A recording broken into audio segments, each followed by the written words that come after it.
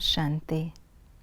संगम युग पर बेहद का बाप आकर बेहद की यूनिवर्सिटी खोलते हैं और हम बच्चों को बेहद की हिस्ट्री ज्योग्राफी सुनाते हैं। ये एक ऐसी पढ़ाई है जो ना तो शास्त्रों में है और ना ही राजविद्या में पढ़ाई जाती। तो आइए रिवाइज करते हैं आज के 25 अक्टूबर 2023 के मधुर महावाक्यों को। संगम पर हमारे लिए क्या होता है? हमें ज्ञान मिलता, हम योग करते, हमारा बेहद की सृष्टि से वैराग्य होता। इस नई पढ़ाई में क्या क्या समाया हुआ है? ज्ञान, भक्ति, वैराग्य, पढ़ाई। शास्त्रों की पढ़ाई में क्या नहीं है? पढ़ाई, रोशनी, एम ऑब्जेक्ट, वैकुंठ किसे कहा जाता, दुनिया का पता नहीं पड़ता, स्वर्ग नर्क किसे कहा जाता। जहाँ हम एजुकेशन लेते हैं उसे क्या कहेंगे? स्कूल, आश्रम, यूनिवर्सिटी, इंस्टीट्यूशन। संगम पर ऐसी कौन सी दो चीज़ें हैं जो सतयुग में नहीं होती? भक्ति, ज्ञान।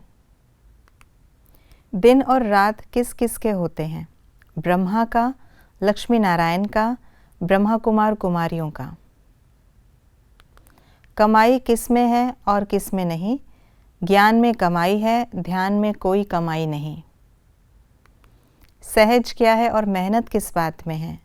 सहज है नॉलेज, दो बाप की पॉइंट समझाना।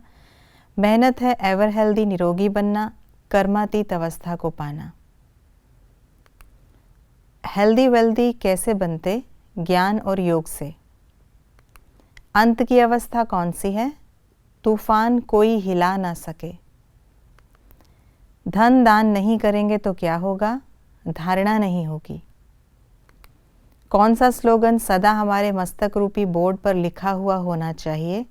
संतुष्ट रहना है और सर्व को संतुष्ट करना है। सफलता मूर्त कौन बनते हैं? आपस में स्नेह और संतुष्टता संपन्न व्यवहार करने वाले। किसको क्या कहा जाता है?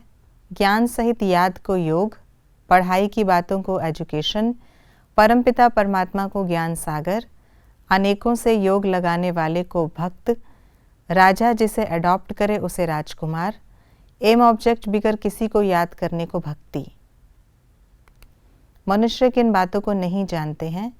नरक और स्वर्ग अलग है, शिव के ऑक्यूपेशन को, हमारे अतीन्द्रिय सुख की खुशी को, हम आत्माओं के रहने का स्थान ऊंच है, बाप कैसे पुरानी दुनिया का विनाश और नई दुनिया की स्थापना करते हैं।